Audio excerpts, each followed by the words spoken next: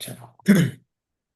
नमो अरिहन्ताणं नमो सिद्धाणं नमो आयर्याणं नमो वज्रायाणं नमो लोये सवसाहुणं मङ्गलं भगवान् वीरो मङ्गलं गौतमो गणी मङ्गलं कुन्दकुन्दार्यो जैनधर्मोऽस्तु मङ्गलम् सर्वमङ्गलमाङ्गल्यं सर्वकल्याणकारकं प्रधानं सर्वधर्माणां जैनं जयतु शासनं जैनं जयतु शासनम् अरिहंत सिद्ध सूर्य उपाध्याय साधु सर्व अर्थ के प्रकाशी मांगलिक उपकारी हैं तिनको स्वरूप जानते भई जो भक्ति काय को न माए स्तुति को उचारी है धन्य धन्य तुम ही से काज सब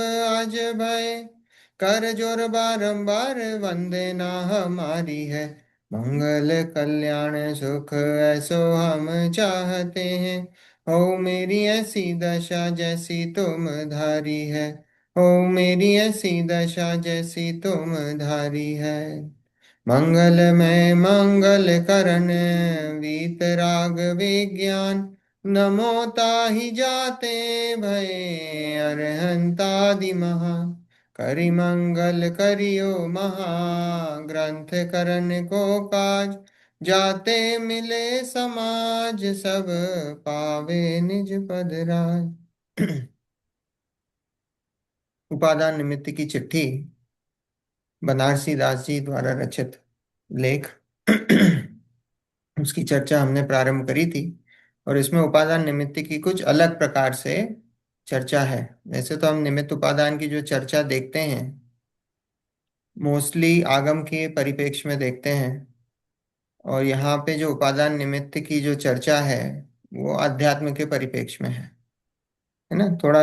थोड़ी सी बात अलग है। तो हमने देखा था कि उपादान, पहले उपादान और निमित्त। निमित्त क्या होता है? अगर हम आगम के परिप्रेक्ष्य में देखें तो निमित्त क्या है, क्या डेफिनेशन है? संयोग रूप का उपादान वस्तु की सहशक्ति। जो स्वयं कार्य रूप परिणमित ना हो परंतु कार्य की उत्पत्ति में सहायक। सहायक होने का आरोप जिस पे आ सके या आता है उसको क्या बोलते हैं? उसको निमित्त बोलते हैं। और जो स्वयं कार्य रूप परिणमित हो उसको उपादान बोलते हैं। उपादान। अब यहाँ पे दो प्रकार के जो हैं निमित्त और उपादान बताए हैं। एक तो द्रव्यार्थिक निमित्त उपादान और एक पर्यायार्थिक निमित्त उपादान। ठीक है, दो प्रकार के यहाँ पे उसका विवरण यहाँ करा है, द्रव्यार्थिक और पर्यायार्थिक। अब जो द्रव्यार्थिक है, अब मुख्य चर्चा द्रव्यार्थिक निमित्त उपादान की ही है। अंत तक बस एंड में एक पैराग्राफ है वो पर्यायार्थिक निमित्त उपादान की, वहां पे चर्चा करी गई है। तो जो द्रव्यार्थिक निमित्त उपादान है वो एक ही वस्तु में है, वो गुण भेद कल्पना करता है। वो क्या करता है? वो गुण भेद कल्पना करता है। गुण भेद कल्पना में क्या करता है कि एक ही वस्तु में अनंत गुण है। तो वहां दो गुणों को इधर मुख्य करके बात करी कि भाई जो दो गुण है उसमें एक गुण को हमने निमित्त बना दिया और एक गुण को हमने उपादान बना दिया। वस्तु में अनंत गुण है, आत्मा में अनंत गुण है, ज्ञान दर्शन सुख वीर्य चारित्र ये सब अनंत गुण है। और यहाँ पे जो मुख्य रूप से समझाया जो गुण भेद कल्पना, वो ज्ञान और चरित्र को लेके समझाया है कि ज्ञान गुण को उन्होंने निमित्त रखा है और चरित्र गुण को उपादान रखा है। देखो यहाँ समझाने का मतलब क्या, गुणों को एक एक गुण को इंडिपेंडेंट बताया है कि एक गुण दूसरे गुण को इन्फ्लुएंस नहीं करता है।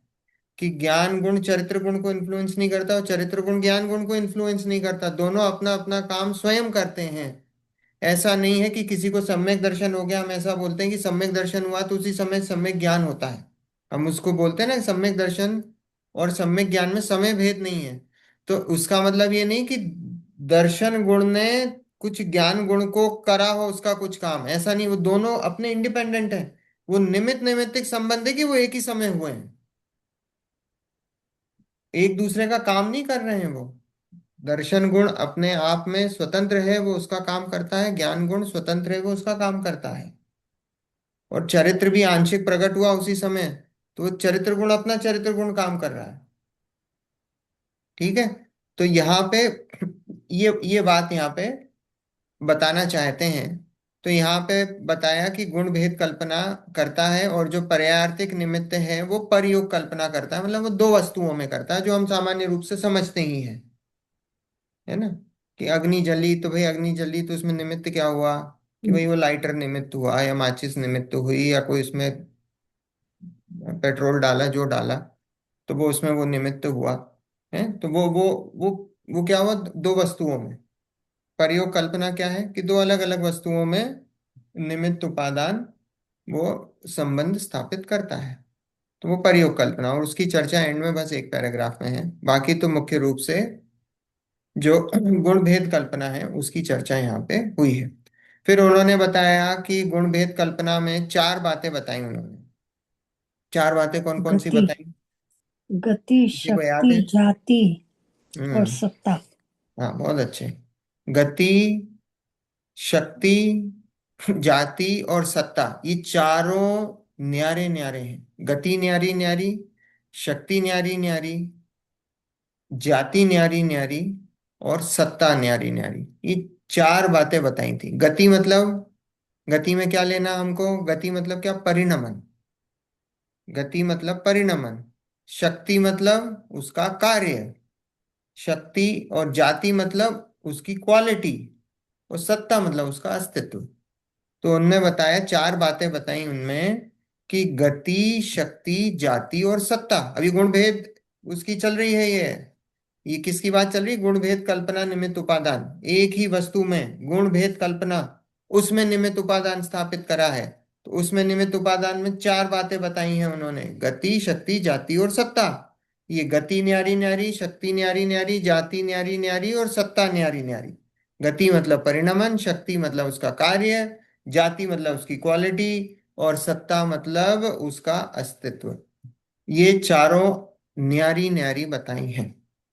न्यारी न्यारी। ठीक है, अलग अलग बताई हैं। अब हमने ज्ञान में लगाया था। ज्ञान में गति कैसी बताई थी? याद है? ज्ञान और अज्ञान, है ना? ज्ञान और अज्ञान बताया। तो ज्ञान और अज्ञान कैसा बताया था? कि सात तत्व संबंधी, प्रयोजन भूत संबंधी ज्ञान और अज्ञान। है ना? उसके न्यारी न्यारी में अभी एक एक की बात चल रही। गति में, ज्ञान में गति कैसा? ज्ञान और अज्ञान। फिर शक्ति में क्या बताया था हमने? स्वपर प्रकाशक। शक्ति कैसी है? कार्य क्या है ज्ञान का? स्वपर प्रकाशक। वो स्वपर प्रकाशक बना है वो, उसकी शक्ति। जाति क्या बताई थी हमने? ज्ञान और मिथ्यात्व। ज्ञान और मिथ्यात्व, इसके हमने दो भेद बताए थे। गुरुदेव ने यहाँ दो भेद करे थे। ज्ञान को आप तो या तो सम्यक्त भी ले सकते हो, या ज्ञान को आप क्या ले सकते हो? एक सामान्य ज्ञान, जानना। और वो ये सामान्य ज्ञान या सम्यक्त है, इसका नाश नहीं होता। ये चर्चा आई थी। ठीक है। और सत्ता क्या बताई थी? द्रव्य प्रमाण। द्रव्य प्रमाण। सत्ता द्रव्य प्रमाण याद होना चाहिए। क्या है? पहले, सबसे पहले गति क्या है? ज्ञान में क्या ली हमने? ज्ञान और अज्ञान। फिर शक्ति क्या ली? स्वपर प्रकाशक। जाति क्या ली? ज्ञान और मिथ्यात्व। ये सम्यक मिथ्यात्व, क्योंकि आगे सम्यक्त की ही बात है। गुरुदेव ने आगे विस्तार सम्यक्त से ही करा है। तो सम्यक्त और मिथ्यात्व ही ले सकते हो, पर यहाँ जो शब्द दिया है पंडित जी ने, बनारसी दास जी ने, वो ज्ञान और मिथ्यात्व लिया है। तो ज्ञान और मिथ्यात्व। और सत्ता क्या है? ये द्रव्य द्रव्य प्रमाण। प्रमाण। ठीक है। अब ऐसा कैसा? चरित्र में लगाना है हमको। अब चरित्र में लगाएंगे तो चरित्र में हमने क्या देखा था? कि उसकी गति कैसी है? संक्लेश और विशुद्ध। उसकी गति कैसी है? संक्लेश और विशुद्ध। फिर जाति क्या है? स्थिरता और स्थिरता और अस्थिरता। अस्थिरता। है ना? गति, शक्ति, जाति क्या ली है हमने? फिर उसके बाद मंद और तीव्र। मंदता और तीव्रता। है ना? मंद और तीव्र। गति, शक्ति, जाति और सत्ता में क्या लिया फिर हमने? द्रव्य द्रव्य। प्रमाण। वो द्रव्य प्रमाण, दोनों द्रव्य प्रमाण। सत्ता तो इजी हो गया, द्रव्य प्रमाण है। पर इसमें गति क्या ली हमने? संक्लेश और विशुद्ध। जाति क्या ली हमने? स्थिरता अस्थिरता। शक्ति ली हमने स्थिरता और अस्थिरता। जाति क्या ली हमने? मंदता और तीव्रता। और सत्ता तो द्रव्य प्रमाण। अब ये हमको जब तक ये थोड़ा ध्यान में नहीं होगा ना, तो आगे की फिर इसलिए ये रूपरेखा है। फिर उसमें इन्होंने चौभंगी लगाई इसकी। चार बातें बताने के बाद चौभंगी लगाई। चौभंगी क्या लगाई? शुद्धता और अशुद्धता में। कैसी चौभंगी? निमित्त और उपादान की चौभंगी। निमित्त शुद्ध, उपादान शुद्ध। निमित्त अशुद्ध, उपादान अशुद्ध। निमित्त शुद्ध, उपादान अशुद्ध। निमित्त अशुद्ध, उपादान शुद्ध। ये देखा था हमने। तो अभी हम सिर्फ अगर गति में लेंगे और ऐसी चौभंगी लगाएंगे, तो हमने उसकी चर्चा करी थी पिछली बार कि गति में हमने कैसे शुद्ध और अशुद्ध लगाएंगे। अगर हम गति में चौभंगी लगाते हैं तो कैसे लगाएंगे? अगर हम शुद्ध शुद्ध लेंगे तो क्या आएगा? ज्ञान में क्या आएगा? ज्ञान और अज्ञान में क्या आएगा? शुद्ध अगर लेंगे तो क्या आएगा? ज्ञान आएगा। ज्ञान। और अगर चरित्र में हम अगर शुद्ध लगाएंगे संक्लेश और विशुद्ध में, तो विशुद्ध। तो शुद्ध शुद्ध में क्या होगा? ज्ञान और विशुद्ध। अशुद्ध अशुद्ध में क्या होगा? अज्ञान और संक्लेश।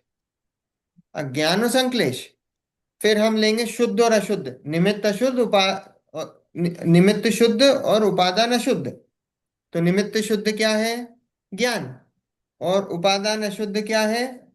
संक्लेश। तो ज्ञान और संक्लेश। और फिर अब निमित्त अशुद्ध लेंगे तो अज्ञान, और उपादान शुद्ध लेंगे तो विशुद्ध।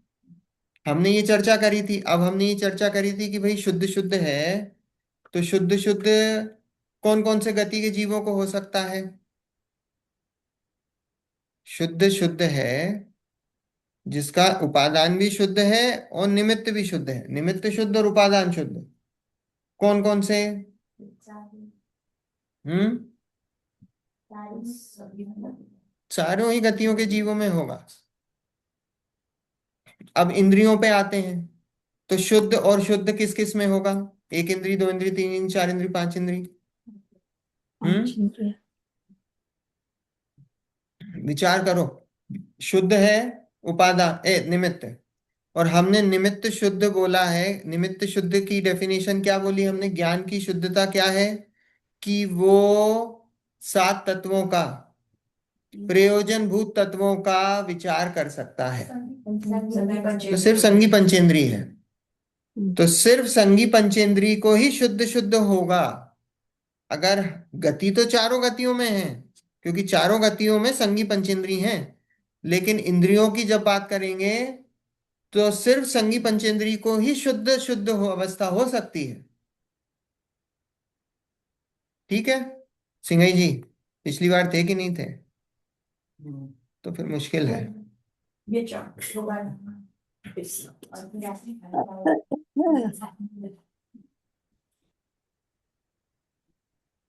है ना?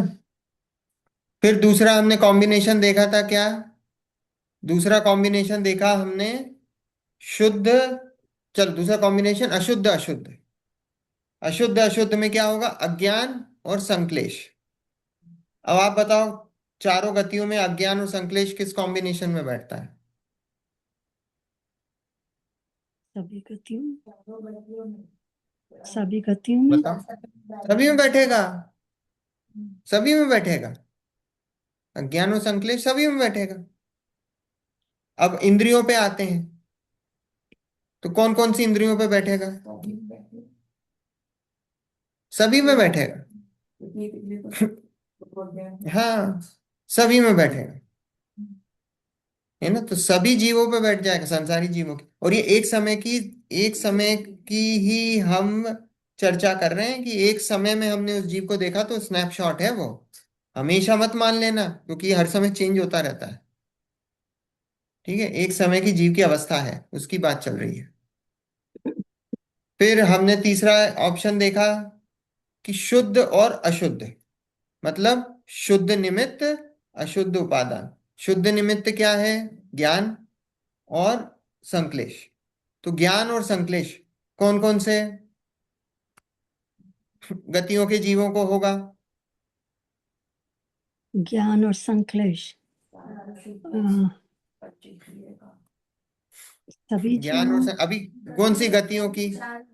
चारों गतियों में हो, चारों गतियों में होगा। ज्ञान और संक्लेश चारों गतियों में होगा। अब इंद्रियों की बात चल रही तो कौन कौन से इंद्रियों के होगा? नहीं, इंद्रियों की बात चल रही है। पंचेंद्रिय। ज्ञान और संक्लेश।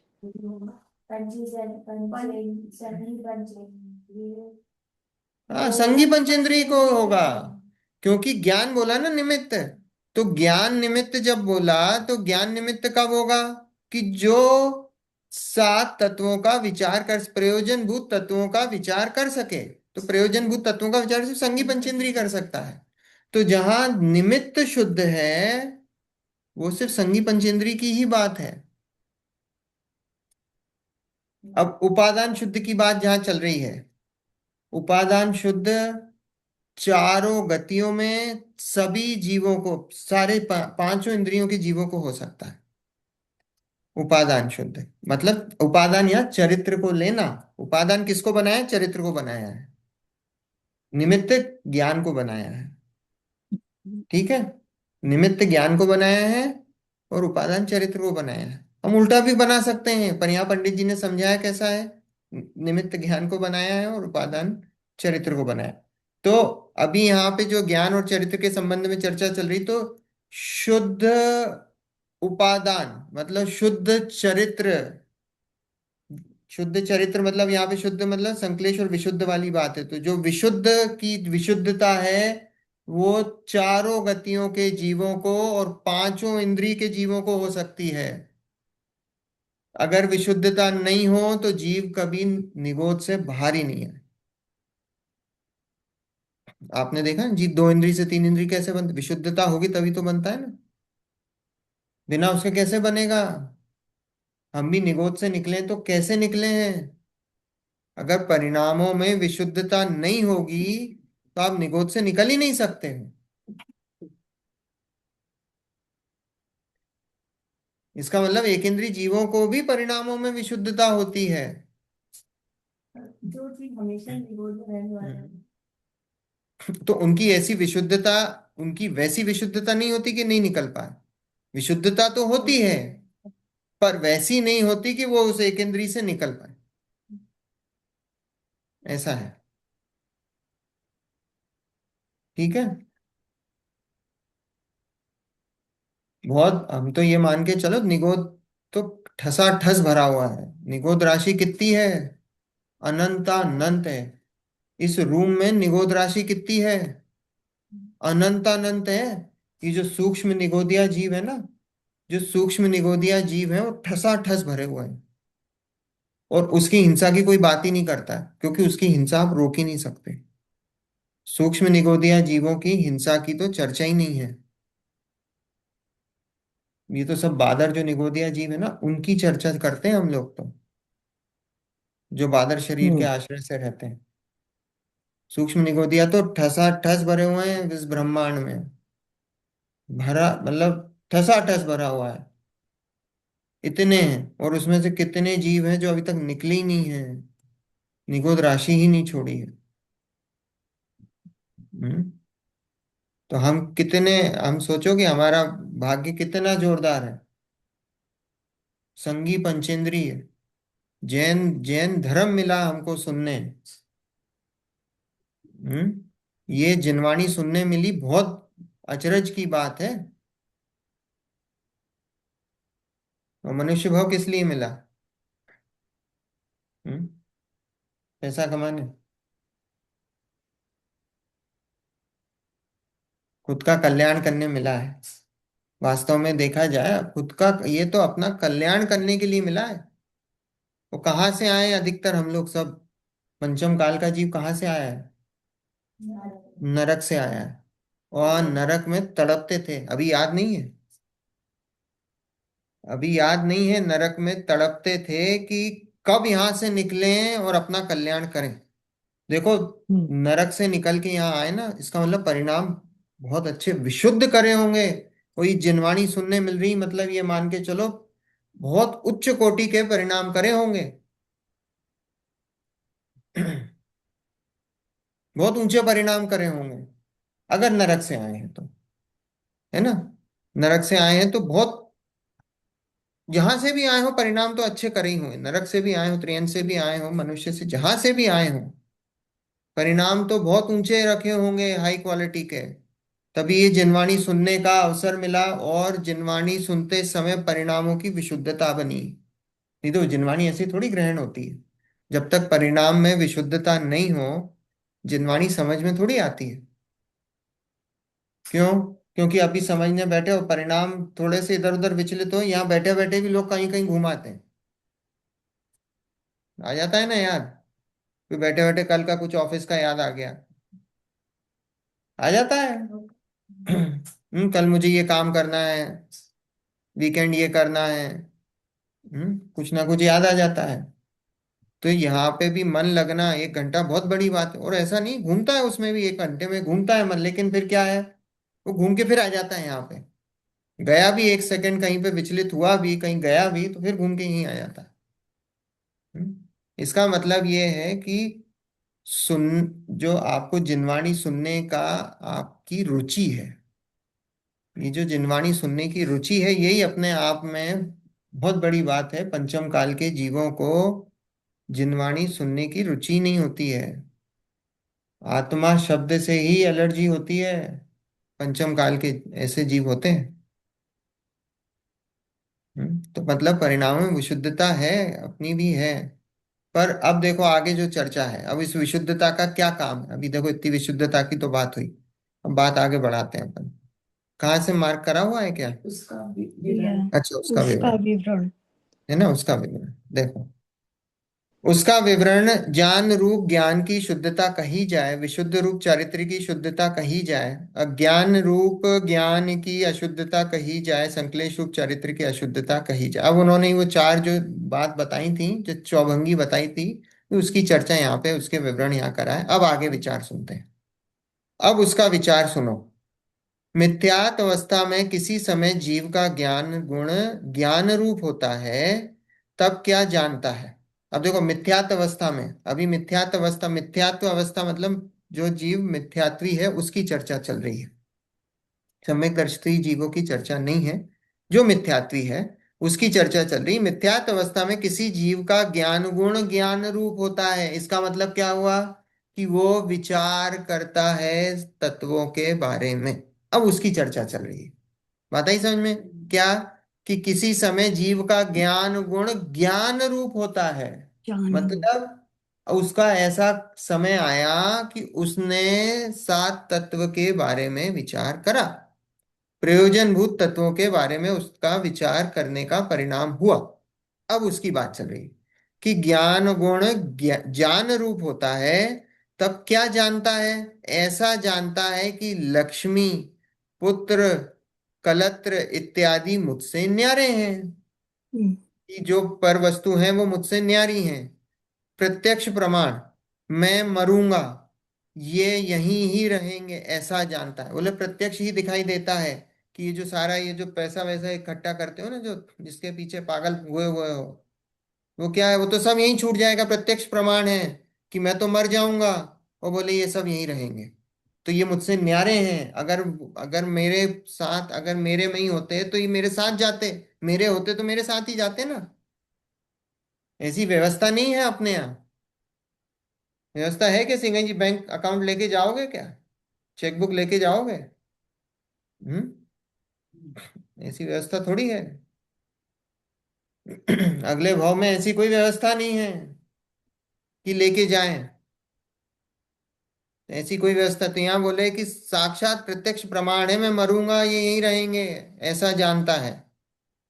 अथवा ये जानेंगे मैं रहूंगा किसी ये काल, जान।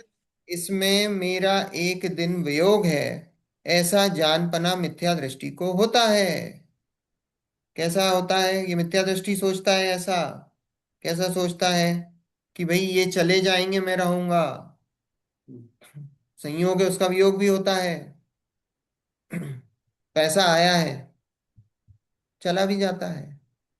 ये बनारसी दास जी हैं, इनके जीवन में इतने उतार चढ़ाव उनने देखे।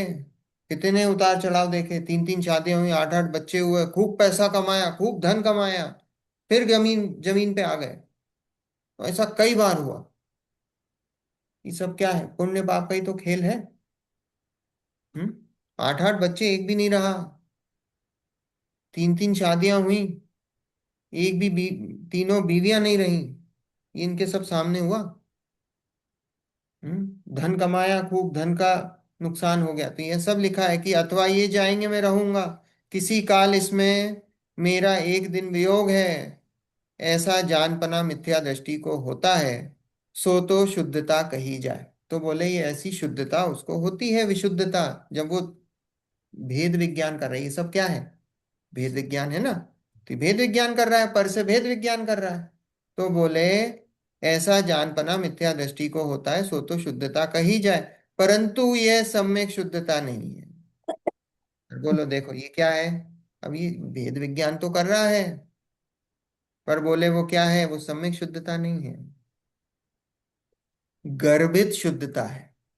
गर्भित शुद्धता का मतलब क्या? गर्भित शुद्धता मतलब वास्तव में वो शुद्धता तो नहीं है, पर शुद्धता उसी में से प्रकट होगी। वो शुद्धता उसी में से प्रकट होगी। जैसे कोई बीज है, आम का बीज लिया आपने। अब बोले कि साहब ये आम का बीज है, ये आम का पेड़ है। बोले ये पेड़ नहीं है, पर इस बीज में से ही पेड़ निकलेगा। अब वो बीज सारे बीजों में से नहीं निकले। उस बीज को आप जमीन में लगाओगे, उसमें पानी दोगे, उसकी देख रेख करोगे, तो वो पेड़ बन के तैयार होगा। आ रही बात समझ में? तो उसके बाद आपको पुरुषार्थ करना पड़ेगा। बीज तो है वो, पर बीज के बाद आपको उसको बोना पड़ेगा, उसकी देख रेख करनी पड़ेगी, तब जाके वो पेड़ तैयार होगा। तो यहाँ पे वही गर्भित शुद्धता। गर्भित शुद्धता में असली शुद्धता नहीं है, पर वो शुद्धता उसी में से निकलेगी। देखो अब इसकी आगे बस ये इसी की चर्चा है। तब वस्तु का स्वरूप जाने तब सम्यक शुद्धता, वह ग्रंथि भेद के बिना नहीं होती, परंतु गर्भित शुद्धता सो भी अकाम निर्जरा है। क्या बोला? जब ये लिखा, गर्भित शुद्धता जब वस्तु का स्वरूप जाने तब सम्यक शुद्धता, वह ग्रंथि भेद के बिना नहीं। ग्रंथि भेद क्या है? ग्रंथि भेद मतलब सम्यक दर्शन। ग्रंथि भेद मतलब मिथ्यात्व का नाश करना, वो ग्रंथि भेद, सम्यक दर्शन। तो बोले जब तक वो ग्रंथि भेद नहीं करेगा, जब तक क्या है, वो सम्यक शुद्धता प्रकट नहीं होगी। बोला कि यही सारा वो सब करता है भेद विज्ञान। ये पर वस्तु है, ये मैं हूं, ये सब चले जाएंगे, ये संयोग है, संयोग का वियोग होगा, ये सब कुछ करता है, पर बोले वो शुद्धता नहीं है। तो बोले फिर शुद्धता क्या है? तो बोले वो शुद्धता ये जो है, इसको हम शुद्धता किसी एंगल से शुद्धता बोल सकते हैं, ये गर्भित शुद्धता है। गर्भित शुद्धता मतलब असली शुद्धता तो नहीं है, पर शुद्धता इसी में से प्रकट होगी। अब बोले वो शुद्धता इसमें से प्रकट कब होगी? बोले जब वो जीव ग्रंथि भेद करेगा, तब उसमें से सम्यक शुद्धता प्रकट होगी। बात आई समझ में? ग्रंथि भेद मतलब वो उसमें से जब तक वो पूरा उसको अलग अलग नहीं जानेगा, श्रद्धा में नहीं करेगा उसको अलग अलग, जब तक वो शुद्धता प्रकट नहीं, वो ग्रंथि भेद नहीं करेगा, जब तक वो शुद्धता प्रकट नहीं होगी। तो बोले ग्रंथि भेद के बिना नहीं होती, परंतु गर्भित शुद्धता सो भी अकाम निर्जरा है। अभी ये जो गर्भित शुद्धता है, गर्भित शुद्धता कौन सी बताई? कि ये जो सारा बताया ना, ये जो भेद विज्ञान ये सारा जो प्रयास कर रहा है, शुभ भाव, उसको क्या बोला? वो अकाम निर्जरा है। अकाम निर्जरा क्या होती है? हम्म। जो बिना कुछ करे अपने आप से हो, काम निर्जरा तो निर्जरा दो प्रकार की अपन ने करी थी ना। देखो, काम निर्जरा निर्जरा। दो प्रकार की होती है। मेन जो दो प्रकार की निर्जरा है वो सविपाक निर्जरा और अविपाक निर्जरा। हाँ, दो प्रकार की निर्जरा है, सविपाक निर्जरा और अविपाक निर्जरा। तो सविपाक निर्जरा मतलब क्या? काम सविपाक, निर्जरा। विपाक मतलब कर्मों का फल। विपाक शब्द का अर्थ है कर्मों का फल। सविपाक मतलब जो अपने आप कर्म आ रहे हैं उदय में आके खिर जा रहे हैं। हम सबको सविपाक निर्जरा चल रही है। ओ। सबको चल रही सविपाक निर्जरा। क्यों? कर्म उदय में आ रहे हैं, सत्ता में जो बंधे अच्छा। हुए कर्म है, उदय काल आता है उनका, उदयावली में आकर खिर जाते हैं और नवीन कर्मों का बंधन हो जाता है। अब नाव के उदाहरण से देखेंगे तो क्या है कि भाई थोड़ा जितना पानी हम बाहर फेंक रहे हैं उतना छेदों से वापस आ रहा है, तो इक्विलिब्रियम बना हुआ है। तो वो क्या है? वो सविपाक निर्जरा। वो सारे जीवों, जगत के सारे संसारी जीवों को सविपाक निर्जरा चल रही है, सभी को चल रही है। अब उसके साथ अब दूसरी एक निर्जरा है, अविपाक निर्जरा। अब अविपाक निर्जरा क्या है कि भाई जीवों की कुछ विशेष परिणामों से क्या होता है कि उन विशेष परिणामों से जो कर्म उदय में आके खिर रहे हैं, अब जो वापस जो कर्म बन रहे हैं ना, वो कर्म जो बन रहे हैं, जितना मान लो आपने 2 बाल्टी पानी निकाला, तो अब जो नया पानी आया वो 1 बाल्टी ही आया या आधा बाल्टी ही आया, या आया ही नहीं। हम्म। पानी कम हो रहा है लेवल। ठीक है। अब इसके भी दो भेद हैं। अविपाक निर्जरा के दो भेद हैं, सकाम निर्जरा और अकाम निर्जरा। हम्म, अब इसमें जो अकाम निर्जरा है ना, जो अकाम निर्जरा है वो क्या है? वो या। अकाम निर्जरा भी हमको होती है। अकाम निर्जरा, अविपाक निर्जरा में अकाम निर्जरा हमको हो सकती है मिथ्या दृष्टियों को। वो कैसी निर्जरा है कि मान लो कि कोई आपको कर्म का उदय आया, पर आपने क्या करा कि उस समय आपने अपने परिणामों को विचलित नहीं करा। मान लो भूख लग, आपने मान लो कि आपका रात्रि भोजन त्याग है। ठीक है। और आप कहीं से आ रहे हैं, और कहीं से आ रहे हैं, अब भूख लग रही है, अब खाना घर पे खाना है, और घर पहुंचे जब तक सूर्यास्त हो गया। अब सूर्यास्त हो गया, परिणाम तो थे भोजन करने के जब चले थे, लेकिन घर आए सूर्यास्त हो गया, बोले कोई बात नहीं, आज नहीं खाएंगे, भूख लगे कोई फर्क नहीं पड़ रहा। तो क्या हुआ कि भाई परिणाम पहले हुए थे, पर अभी भूख, वो कर्म उदय में आए, पर आपने क्या करा? अब भोजन नहीं करा, भोजन करने का परिणाम भी खत्म हो गया क्योंकि रात हो गई, बस बात खत्म हो गई। तो क्या हुआ? वो अकाम निर्जरा है। ये अकाम निर्जरा है। अकाम और सकाम। आप हैं, सकाम निर्जरा हुई। ये ये अकाम निर्जरा। अब सकाम निर्जरा क्या है? अब सकाम निर्जरा होती है शुद्धोपयोग के साथ। उसके लिए जीव क्या करता है कि भाई ये पुरुषार्थ पूर्वक होती, सम्यक दृष्टि जीवों को होती है सकाम निर्जरा।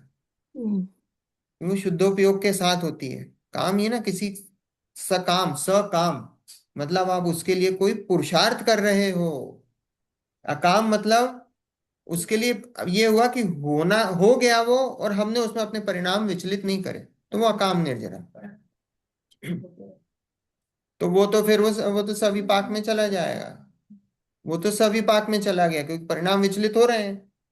आपका उदय में आया, परिणाम विचलित हुआ, आपने नया नया बांध लिया, तो वो तो सभी पाक के खाते में चला गया।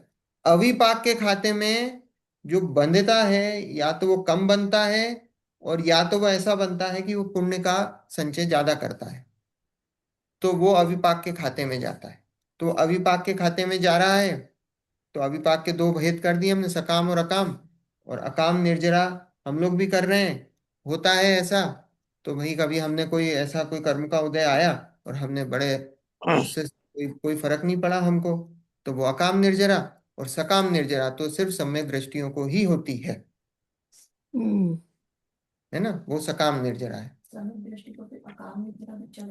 उनको चलती है, हाँ, दोनों चलती है, और उनको सभी पाक भी चल रही है। हाँ, हाँ, तीनों ही चल रही हैं, तीनों ही चल रही हैं। पर मुख्य रूप से देखो क्या होता है कि हम लोगों को मुख्य रूप से कौन सी चलती है? हमको सभी पाक चलती है। तो हमको क्या बोला जाता है कि भाई मिथ्या दृष्टि को तो सभी पाक चलती है। अब जो सम्यक दृष्टि जीव है, अब सम्यक दृष्टि जीव जब शुभ का काल होता है तो बोलते हैं उनको अकाम निर्जरा चल रही है। साथ में सकाम तो चलती है, पर जब शुद्धोपयोग में जाता है तो उनको बोलते हैं सकाम निर्जरा चल रही है। उस समय अकाम भी चल रही है, पर सकाम की मुख्यता से सकाम बोल दिया जाता है। हाँ, सकाम निर्जरा ऐसे ही है ना। देखो पहले से चौथे गुण स्थान का कैसा है, कि पहले से चौथे गुण स्थान में घटता हुआ, या ऐसा बोलते हैं कि हाँ, घटता हुआ अशुभोपयोग। पहले से चौथे गुण स्थान का जो एक दो तीन, तो एक दो तीन में कैसा है कि घटता हुआ अशुभोपयोग।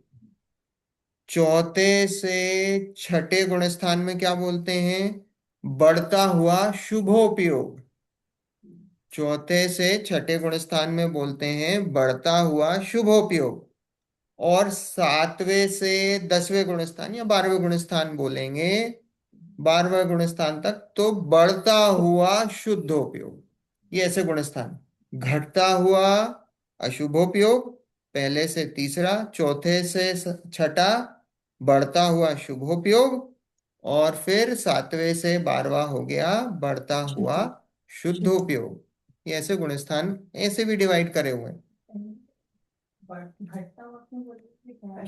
अशुभ कम हो रहा है, अशुभ उपयोग, है ना। हम्म। हाँ, अशुभ उपयोग, है ना, गुरु पहले स्थान से में जा रहा तीसरा है ना। घटता हुआ। हाँ, अब वहां तो फिर वो तो, अब तो वो गुण स्थान में अब 14वें तक भी ले सकते हो।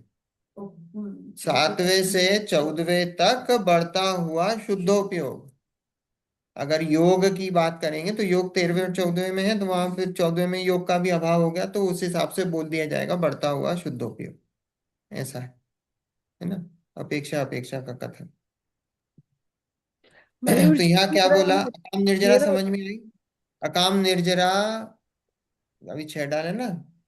कभी अकाम निर्जरा करे भवना त्रिक में सुर तन धरे।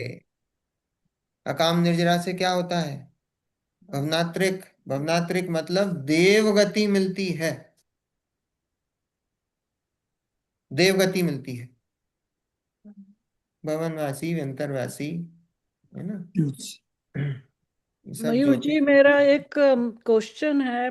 मुझे थोड़ा कंफ्यूजन इस बारे में हो रहा है कि ये जो पंडित बनारसी लाल जी थे और इन्होंने ये इतने ग्रंथ भी लिखे और सब कुछ है, तो सम्यक दृष्टि हो तो होंगे मोस्ट प्रोबेबली। वो शायद कोई स्कूल तो जाते नहीं होंगे या कोई ऐसे किसी से उन्होंने सीखा नहीं होगा, पर इतना उनके साथ मतलब तीन तीन बार शादियां भी हुई, इतने बच्चे भी हुए, अमीर भी हुए, गरीब भी हुए, वो सब हुए, तो उनके कर्मों की निर्जरा का क्या उसके साथ हिसाब किताब होता है कि इतना सब कुछ होने के बाद भी, इतना मतलब सम्यक दृष्टि होने के बाद भी उनके साथ इतना ऊपर नीचे हिसाब किताब चला, वो किस वजह से हो सकता है? मैं सब होता उसको। है, कर्मों का बंध है। देखो कर्मों का ऐसे ही है कि कर्म का जब जैसा उदय आता है, अब आप सोचो, ये तो अभी आपको दिख रहा है बनारसी दास जी, हम्म। सुकमाल मुनि थे। हम्म। सुकमाल मुनि, सुकमाल मुनि को क्या करा, उनकी माता सियालनी ने। खा गई। अब वो हम्म। भावलिंगी संत है, सियालनी खा गई, जिंदा खा गई, 16वें स्वर्ग में जाके जन्म लिया। हम्म। पांडवों को क्या हुआ, है ना, आभूषण पहना अपने। दिए, हाँ, आभूषण। तपते गजब तपते। गजमान, है ना। अब क्या हुआ, पांडवों को, अब मोक्ष जा रहे हैं, अंतःकृत केवली हैं पांडव। अंतःकृत केवली समझते हो, अंतःकृत केवली मतलब आयु बस अंतर्मुहूर्त ही बची है, और उस समय उनको केवल ज्ञान हो गया और बस शरीर उसी समय छूट गया और मोक्ष हो गया। मैं इसलिए पूछ रही हूँ कि जब लोग ये बोलते हैं कि आपके साथ कुछ बुरा हो रहा है, आपने पाप कर्म किए होंगे पुरा पहले जन्मों में कहीं पे, तो इसका फल भुगतना पड़ रहा है इस लाइफ में, इसलिए हो रहा है, और जैसे I don't know, sometimes personally life में भी ये लगता है कि हाँ, एक के बाद एक, एक के बाद एक बुरे काम होते जा रहे हैं, तो ये लगता है कि जैसे पता नहीं मैंने क्या किया, सब कुछ ठीक कर रहे हो, अभी अभी तो ठीक कर रहे हैं, लेकिन कुछ ना कुछ तो कहीं पे कुछ गड़बड़ हुई है कि सिर्फ मेरे साथ नहीं हो रहा है, फैमिली मेंबर्स के साथ भी हो रहा है। तो ये लगता है कि क्या हुआ, ये अब उनके 8 बच्चे खत्म हो गए, 3 बीवियां खत्म हो गई, तो कुछ ना कुछ तो कहीं से कनेक्शन कुछ ऐसा होगा कि उनके साथ ही बिल्कुल क्या, है, बच्चों के कनेक्शन साथ है। भी तो बुरा हुआ ना। हाँ हम्म। बिल्कुल है। बिल्कुल है। देखो, उनका कर्म उनके साथ है, पर हम्म। कनेक्शन ये है कि उनका भी वैसा ही उसी जगह आके इकट्ठा होना था, और उनके भी वैसे ही कर्मों के उदय आने थे। अब जैसे, अब बोलते हैं कि साहब फ्लाइट में बैठे हो आप, अभी देखा ना एयर इंडिया की फ्लाइट क्रैश हुई। अब उसमें 300 लोग मर गए एक साथ। अब 300 लोग मर गए एक साथ, अब वो 300 लोग कहाँ कहाँ से आए थे? वो तो सब अलग अलग परिवार के थे ना। Yeah. अब उनकी मृत्यु एक साथ एक ही समय पर वैसे ही एक ही निमित्त से हुई, हुई कि नहीं? अब उनमें तो कोई कनेक्शन नहीं था, पर ऐसी निमित्त निमित्तिक संबंध है।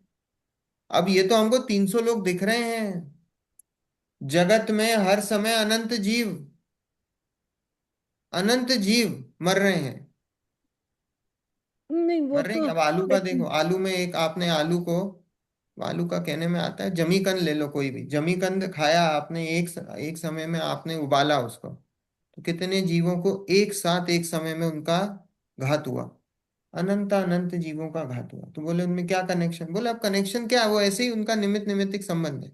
अब देखो कुछ ना कुछ तो, अब ऐसा बोलने में आता है कि साहब 8 बच्चे थे और ये थे। अब जैसे अब यहाँ पे अपने घर में किसी बच्चे ने जन्म लिया, अब हम बोले कि साहब हम उसको खिला रहे हैं, तो आप नहीं खिला रहे हो, वो उसके भाग से खा रहा है। वो उसके भाग से खा रहा है, भले ही आपको दिख रहा है क्या है कि साहब कमा के तो मैं ला रहा हूं ऐसा दिख रहा है, पर वो उसके भाग का खा रहा है।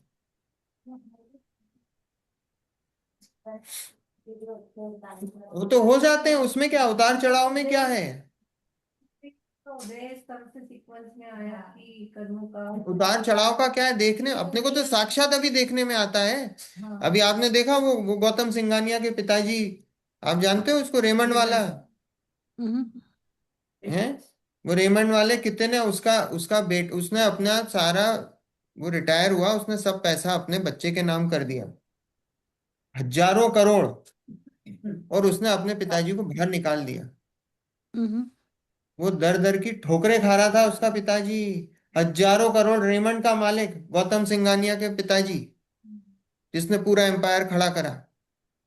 अब आप तो सोचो वही एक ही जीवन में। कोई तो। मयूर जी, जब हाँ, हम कर जब व्हेन वी बाइंड ए कर्म, व्हेन द कवि उदय कर्म में आते हैं, तो ये पूर्व जन्म का ही नहीं होता है। एवरी कर्म कम्स विथ अनुभाग अने स्थिति।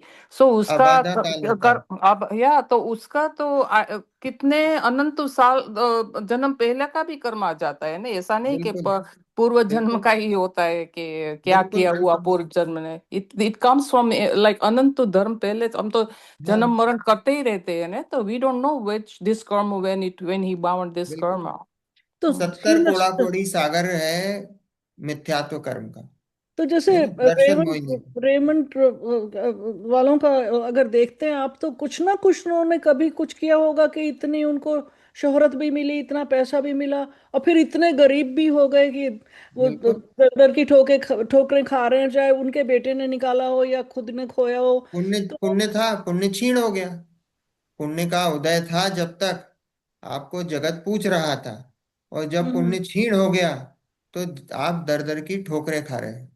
ऐसा ही है, संसार में ऐसा ही है कि जब तक पुण्य का उदय था वो चल रहा था, जब तक सिक्का चल रहा था आपका, तो जिस दिन पुण्य खत्म हुआ उस दिन आप दर दर की ठोकरें खा रहे हैं। तो बिल्कुल उसमें कोई वो थोड़ी है। और अभी ऐसा नहीं कि उसी जन्म में बांधा और उधर ही आपको मिलेगा।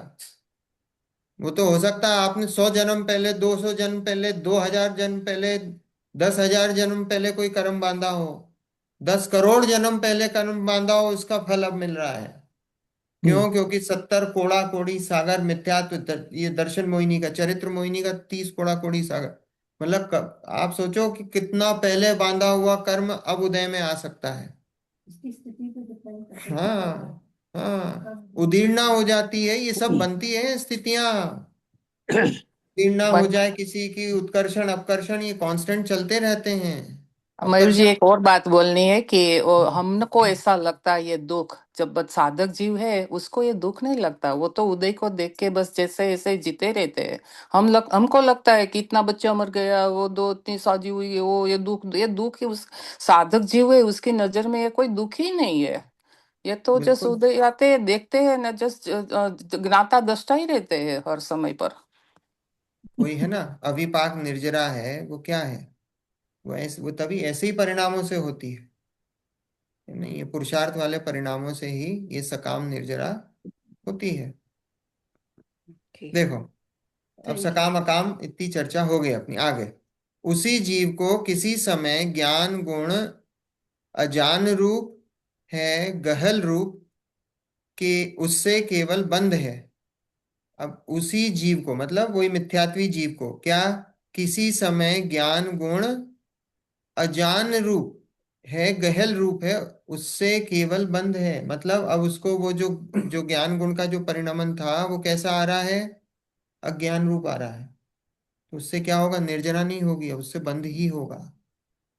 अभी उनने क्या बोला था पहले, अकाम निर्जरा का क्या बोला था कारण, कि भाई वो जो वो जो ज्ञान उसमें गर्भित शुद्धता की बात चल रही थी, ग्रंथि भेद नहीं करा था, गर्भित शुद्धता जो प्रकट हुई थी। अब वो गर्भित शुद्धता प्रकट हुई थी, तो वो गर्भित शुद्धता कैसे प्रकट हुई थी, कि वो दोनों शुद्ध शुद्ध अगर चल रहे हैं, मिथ्या दृष्टि जीव के, अगर दोनों शुद्ध शुद्ध चल रहे हैं, कौन से, ज्ञान मतलब निमित्त और उपादान, ज्ञान और चारित्र, मतलब ज्ञान और विशुद्धता, वो ज्ञान और विशुद्धता दोनों चल रही है, तो बोले वो गर्भित शुद्धता है और वो अकाम निर्जरा का कारण है। बोले लेकिन वो सम्यक शुद्धता नहीं है, सम्यक शुद्धता तो ग्रंथि भेद से होगी। पर बोले अगर किसी जीव को ज्ञान गुण अगर अजान रूप हो गया है, तो बोले उससे केवल बंध है, उससे केवल बंध है। इसी प्रकार मिथ्यात्व अवस्था में किसी समय चरित्र गुण विशुद्ध रूप है, इसलिए चारित्रावरण कर्म मंद है, उस मंदता से निर्जरा है। तो बोले अगर विशुद्ध रूप हो गया है चरित्र गुण मिथ्यात्व अवस्था में, तो बोले उस चरित्रावरण उस समय कर्म कैसा हो गया है, मन। मंद हो गया है, और मंद होने से उसको निर्जरा है। किसी समय चरित्र गुण संक्लेश रूप है, इसलिए केवल तीव्र बंध है। इस प्रकार मिथ्या अवस्था में जिस समय ज्ञान रूप ज्ञान है और विशुद्धता रूप चरित्र है, उस समय निर्जरा है। जिस समय अजान रूप ज्ञान है, संक्लेश रूप चरित्र है, उस समय बंध है। उसमें विशेष इतना कि अल्प निर्जरा बहुत बंध, इसलिए मिथ्यात अवस्था में केवल बंध कहा अल्प की अपेक्षा। अब देखो अलग अलग लगाना, जब अगर दोनों शुद्ध हैं, दोनों शुद्ध हैं तो हमने बोला निर्जरा है, दोनों अशुद्ध हैं तो हमने क्या बोला, बंद। बंद बंद। है। अब दोनों में एक एक में शुद्धता और अशुद्धता की बात करें। अब एक में अगर हमने निमित्त अशुद्ध लिया और उपादान शुद्ध लिया, मतलब उधर तो अज्ञान रूप चल रहा है, अज्ञान रूप, और इधर विशुद्धता चल रही है, तो क्या बोलेंगे, तो बोलेंगे कि फिर वो देखते हैं कि भाई दोनों ही अवस्थाएं हैं, उस केस में बंद भी है और थोड़ी निर्जरा भी है, थोड़ा बंद भी है और निर्जरा भी है, और ऐसे ही वाइसा वर्षा दोनों में लगा लेना, है ना। तो फिर अगर जिसकी मात्रा ज्यादा होगी तो उस अपेक्षा से उसको बोला जाएगा कि अगर मान लो बंद ज्यादा है तो उसको बंद ही बोल दिया जाएगा, निर्जरा ज्यादा है तो निर्जरा बोल दिया जाएगा, है ना।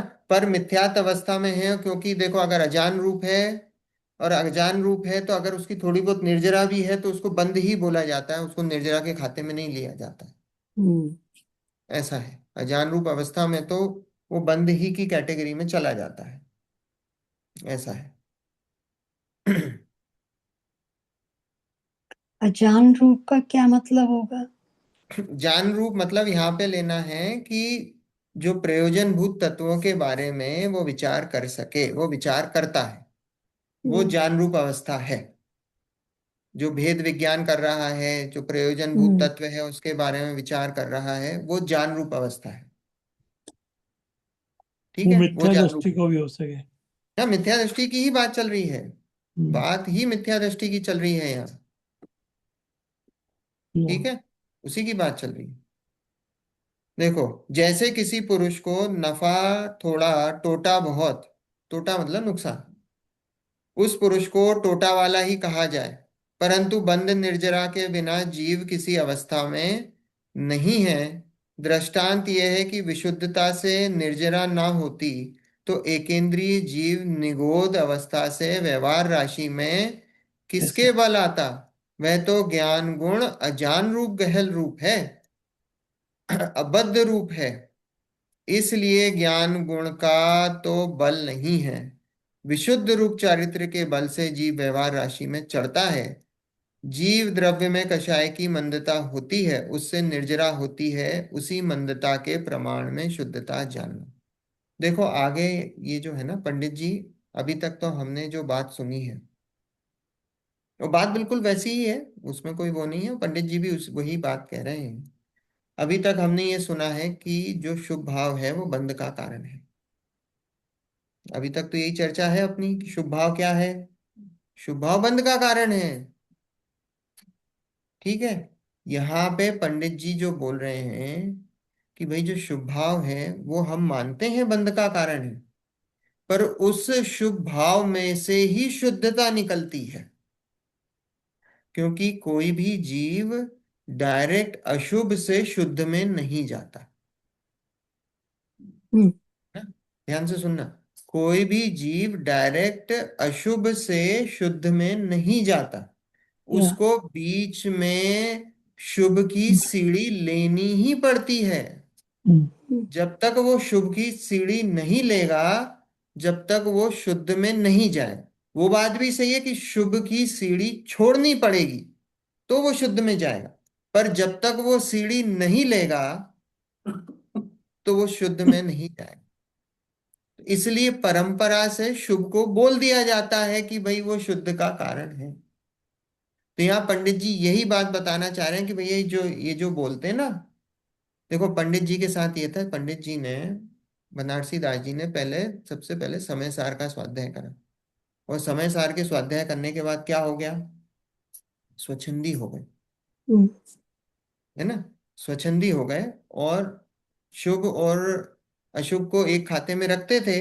वो बोलते थे कि इससे कुछ नहीं होता है, ये शुभ और अशुभ ये तो दोनों एक ही खाते में हैं, और स्वच्छंदी होके मेरे को जो करना है मैं करूंगा, बोले इससे आत्मा का कुछ होता नहीं, ये नहीं होता।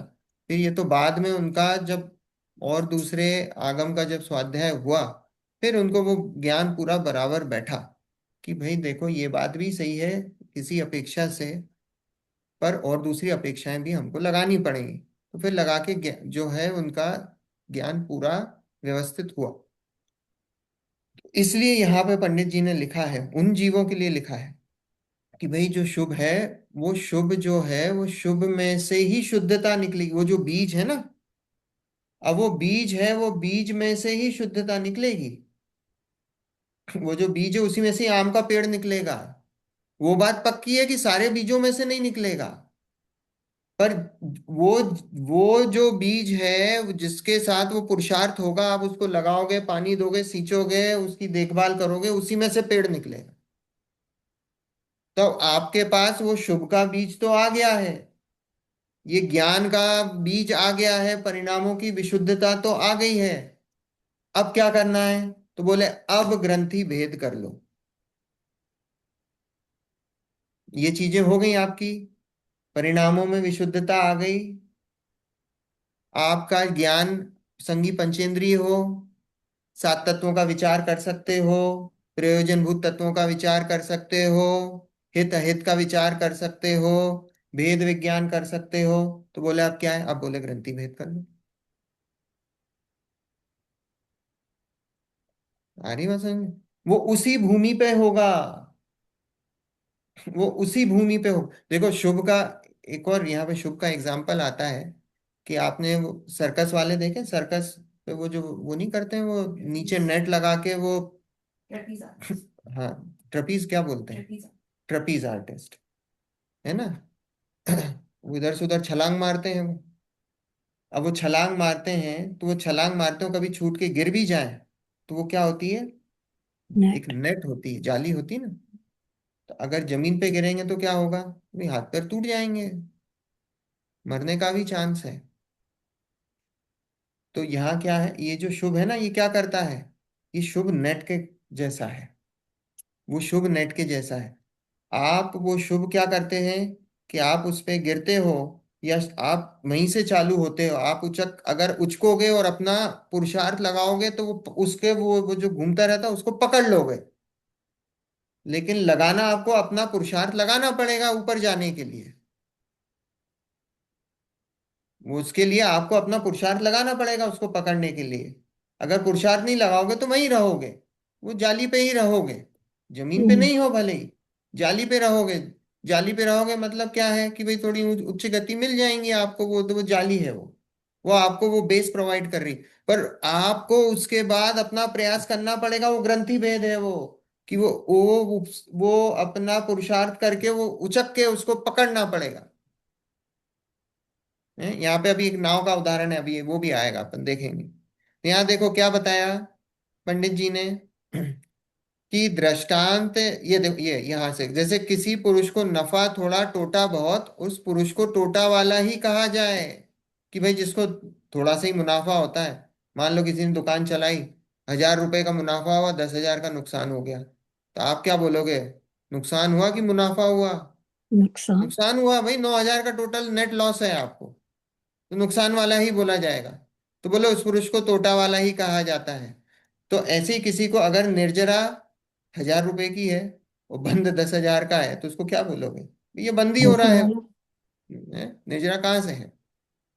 परंतु बंद निर्जरा के बिना किस जीव किसी अवस्था में नहीं है, बोले संसारी जीव किसी भी अवस्था में ऐसा नहीं हुआ कि जहां उसको बंद और निर्जरा का अभाव हो गया हो, ऐसा नहीं होता है। दृष्टांत यह है कि विशुद्धता से निर्जरा ना होती तो एकेंद्रीय जीव निगोद अवस्था से व्यवहार राशि में किस बल आता, है ना। बोले यहाँ बताया है कि बंद और निर्जरा के बिना किसी में भी नहीं है। पर ऐसा है कि अगर वो थोड़ी सी भी निर्जरा होती है ना, वो 1,000 रुपए का भी जो आपको प्रॉफिट हुआ है, उससे क्या होता है, जीव बोले कि निगोद अवस्था से निकल निकलकर व्यवहार राशि में आ जाता है। व्यवहार राशि क्या है, ये जो पांच बोल। स्थावर जीव है ना, पृथ्वी कायक, जल कायक, वायु कायक, अग्नि कायक और वनस्पति कायक, ये इसको व्यवहार राशि बोली जाती है। पहले जीव जब निकलता है ना निगोद से, निगोद क्या है, वनस्पति काय जीवों का ही एक भेद है निगोद। पर जब निकलता है तो वहां से निकल के वो स्थावर में जाता है, तो वो व्यवहार राशि है। तो व्यवहार राशि पृथ्वी का है, जल का है, अग्नि का है, वायु का है, वनस्पति का है, ये व्यवहार राशि बोली जाती है। तो बोले व्यवहार राशि में किसके बल आता है, वो निगोद से निकल कर पहले वो एक इंद्रिय बनता है, तो व्यवहार राशि में आता है वो। आ रही बात समझ में, वो व्यवहार राशि बोली जाती, तो बोले व्यवहार राशि में आ गया वो। तो बोले व्यवहार राशि में किसके बल आता, वहां तो ज्ञान गुण अजान रूप गहल रूप है। बोले व्यवहार राशि में ज्ञान गुण काम करता है क्या, नहीं, वो किसी काम का नहीं है, क्योंकि ये जो ज्ञान गुण है उस समय व्यवहार राशि वाला में भी पहुंचा, तो वहां भेद विज्ञान करता है क्या, वो भेद विज्ञान के बल से आया क्या, नहीं, वहां तो तत्वों का निगोद वाले जीव को क्या पता। तो बोले ज्ञान गुण किसी काम का नहीं है उसको व्यवहार राशि में पहुंचाने के लिए। बात आ रही समझ में, ज्ञान गुण कुछ नहीं करता, जैसा निगोदिया में ज्ञान गुण था वैसा का वैसा व्यवहार राशि में ज्ञान गुण है, ज्ञान गुण में कोई फर्क नहीं है अवस्था में, वैसी की वैसी अवस्था है ना, अबद्ध रूप है, इसलिए ज्ञान गुण तो बल ही बल नहीं है, ज्ञान गुण कुछ नहीं है, ज्ञान गुण कुछ नहीं करता है, किसी काम का नहीं है। विशुद्ध रूप चरित्र के बल से जीव व्यवहार राशि में चढ़ता है। तो बोले किससे आया है वो विशुद्ध रूप चारित्र, वो चारित्र में विशुद्धता हुई है। भले ही आंशिक हुई थोड़ी सी, वो 1,000 रुपए का ही प्रॉफिट हुआ है, नुकसान 10 का हुआ है, पर प्रॉफिट वो 1,000 का हुआ, उससे वो छलांग मार गया वो। हम्म व्यवहार राशि में चढ़ता है। जीव द्रव्य में कषाय की मंदता होती है। बोले कषाय की मंदता होती है, वो विशुद्ध परिणाम क्या है, वो कषाय की मंदता के कारण वो व्यवहार राशि में चढ़ता है, उससे निर्जरा होती है। उसी मंदता के प्रमाण में शुद्धता जान। जानना। तो बोले वो जो मंदता हुई ना, कषायों की मंदता, तो बोले उसी में ही शुद्धता जानना, और उसी कारण वो व्यवहार राशि में चढ़ता है। तो मयूर जी, ये बात हम एक मोमेंट ऑफ टाइम पे के हाँ, कॉन्टेक्स्ट में कर रहे हैं या समराइज करके कर रहे हैं? क्योंकि नहीं नहीं, जैसे एक मोमेंट, किसी भी एक मोमेंट के हमने किसी मोमेंट को देखा, उसका हाँ स्नैपशॉट लिया, या उसकी चर्चा यहाँ चल रही है ना। अब देखो, ऐसा है, जीव का जब गति का आयु हो, जब आयु का बंध हो, और उस समय परिणामों की विशुद्धि हो, वो तो पता नहीं है कि आयु कब बनने वाली है, पर आयु जिस समय बंधी उस समय परिणामों की विशुद्धि हो, तो छलांग लग जाती है। तो ऐसा है। मोमेंट टू मोमेंट चेंज होता रहता है फिर। बिल्कुल, हर मोमेंट चेंज हो रहा है, हर मोमेंट, है ना। अभी कितना बाकी है?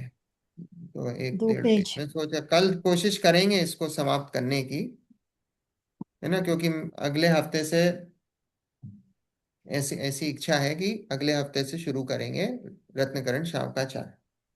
तो कल कोशिश करेंगे, थोड़ा फास्ट करेंगे, रिपीट नहीं करूंगा मैं, ओके। है ना? आगे बढ़ेंगे और कल इसको फिनिश करेंगे। ठीक। अच्छा कल, अच्छा मई से। कल तो 8:30 से होगा। कल 8:30 से 9:30 है, और देखते हैं फिर क्या होता है कि नहीं, हो जाना चाहिए, है हम्म। ना। नहीं हो तो नहीं, पर अगले फिर फ्रेश चालू करेंगे ना हाँ, अगले। कोई नहीं फर्क पड़ता क्या, जब इतना लंबा करा है तो एक दिन अगर और हाँ, लगेगा समझ तो में कोई। आना चाहिए, देखो ऐसा या है ना, समझ में आना चाहिए। चलो, जिनवाणी। चलो। निज निधि निज में बताई, यह अनंत उपकार है, उसके उसके लिए लिए जिन जिनवाणी वाणियों माखो, को वंदना वंदना शत शत बार, बार है, वंदना वंदना शत शत बार, बार है, वंदना वंदना शत शत बार है। बार।